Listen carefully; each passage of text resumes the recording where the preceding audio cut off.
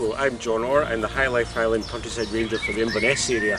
I actually cover much further afield as well. I'm here today at Culloden Avenue, which is a beautiful historic site and a great place for wildlife.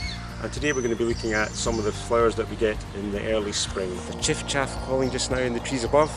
These are all lime trees that were planted in about 1780, so this woodland's been here for quite a long time, and some of the plants that you find are ancient woodland indicators.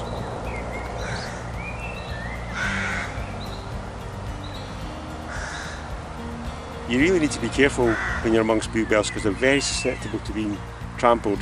If you trample on the fleshy leaves, it means that the bulb actually can die off and not come back next year. So if you are going amongst bluebell woods, just try and maybe stay to the edge of them or be very careful where you trample. Well, we're right down on the woodland floor now, and we can see a beautiful carpet of bluebells all around us, that deep violet hue, absolutely stunning. And they've got the really good strategy, bluebells. What they do is they come into flower before the leaves in the canopy have opened up and they get that sunlight they need in the spring. And of course there's plenty of insects around to help them pollinate at this time of year too, so that's what they do. The name bluebell actually isn't always used in Scotland. Some Scottish people call these flowers wild hyacinth, and when they're referring to bluebells they're talking about another plant called harebell, which comes out later in the summer. You might find that some of the bluebells you come across are different colours, like whites and pinks, very occasionally, and that's actually down to genetic mutation, which happens round about 1 in every 10,000 plants.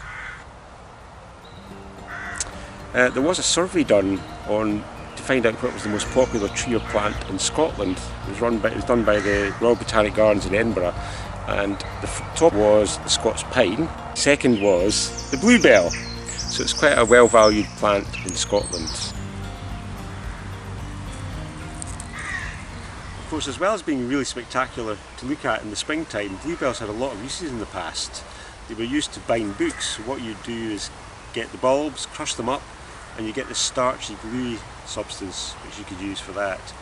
They were also used to win wars, actually. In fact, Agincourt was probably won by the English archers because they used the bluebell glue from the bulbs to stick the feathers onto the shafts of the arrow so they'd fly straight and true.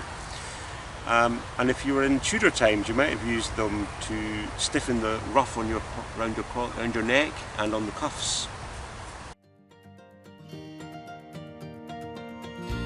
Up here in the Highlands they usually flower from mid-April till about the end of May, so they're coming towards the end of their flowering period at the moment.